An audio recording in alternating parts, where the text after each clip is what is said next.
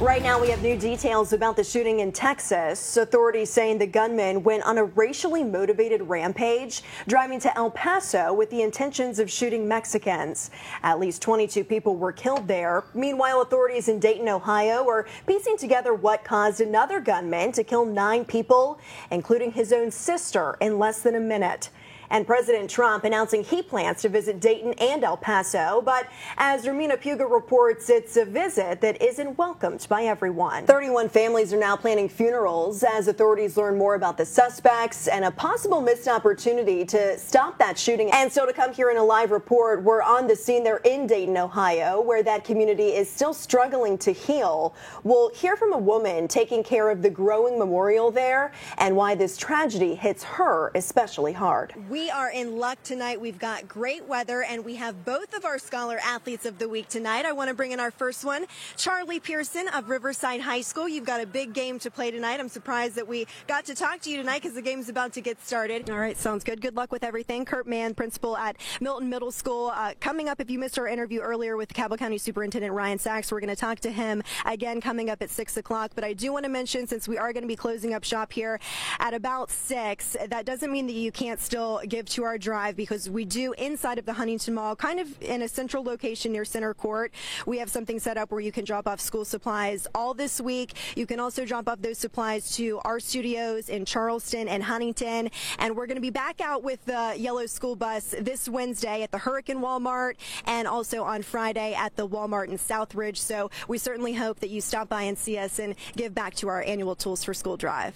We have some breaking news right now out of Tennessee, where a small jet carrying former NASCAR driver Dale Earnhardt Jr. and his wife crashed at the Elizabethton Municipal Airport this afternoon.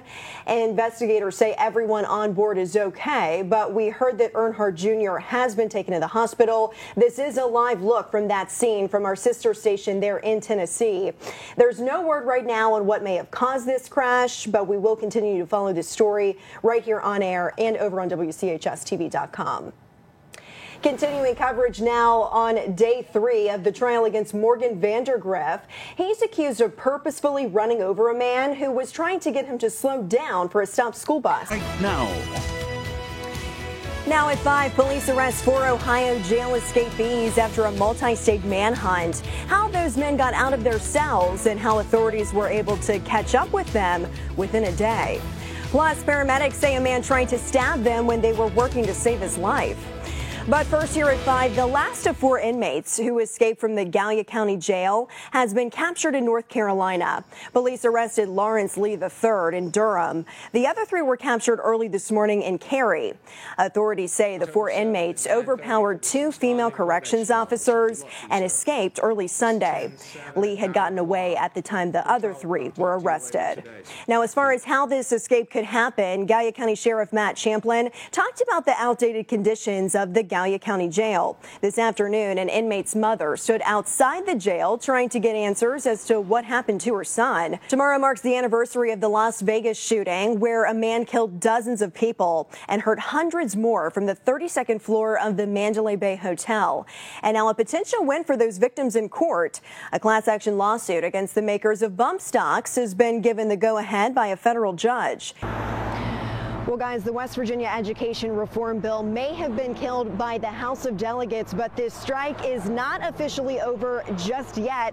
And on the first day of what is now the second strike in West Virginia in just the last year, teacher strike, I should say, union leaders, teachers, and really even delegates were pretty surprised by the outcome on the House floor today. Let's go to Eyewitness News reporter. All right, Kaylee, thanks. And the House is meeting again right now here at the Capitol. This is a live look inside the chamber as teachers are filling up the galleries to see what action these delegates will take next.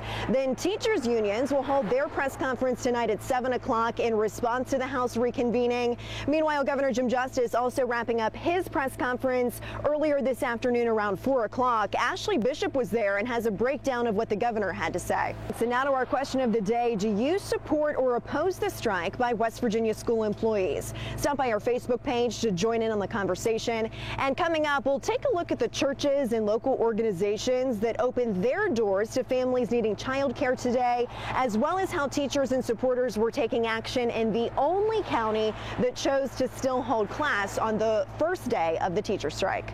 We here at Eyewitness News have a new why for walking this year. Sports director Mark Martin had a heart attack a few months ago. Whitney Wetzel is here with Mark's story and how you can help us support him at this year's walk. Whitney. Well, as you guys know, Mark is starting another busy football season, but he's making some changes this time around. First, though, let's take a look back at Mark's career here at Eyewitness News.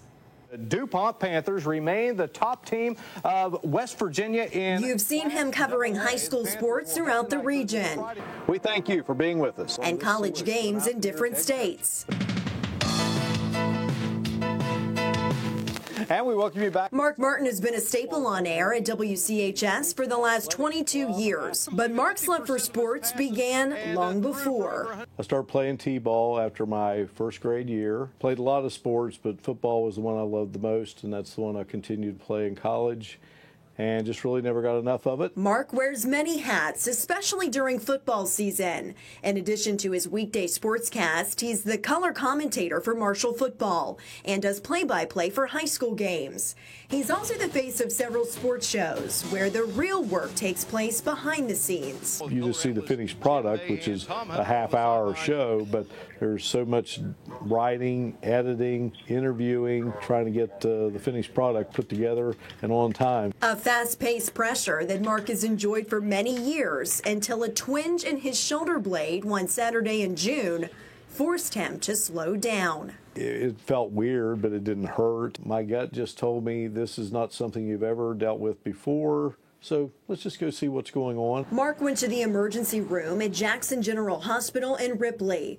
After about 4 hours, I was told, partner, you've had a heart attack. And I'm like, you got to be kidding me. He was transported to CAMC in Charleston, where after a day of tests, doctors decided on a stent procedure. After that, I was told that I'd had 95% blockage in the widowmaker, and I guess that's when it kind of really set in that, wow, this was far more serious than I had ever anticipated. Since his heart attack, Mark has made some adjustments ahead of another busy football season, getting plenty of exercise, but also knowing when to take it easy. We have to listen to our bodies maybe more than we do, and that's something I'm having to get used to. And when to ask for help. I think the biggest advice I can give anybody is if you have some kind of feeling around your shoulders, your chest, your arms that just doesn't feel right, just don't even waste any time. Some good advice there from Mark, and you can support Mark and all of the other heart survivors at this year's Charleston Heart Walk this Saturday morning at the State Capitol Complex. There is still plenty of time to join or donate to a team and register to walk. We have all of the information on how to sign up over on our website. And if you don't have a team, we welcome you to join Team WCHS. I have a link posted on my Facebook page where you can sign up and walk with Mark. We hope to see you there.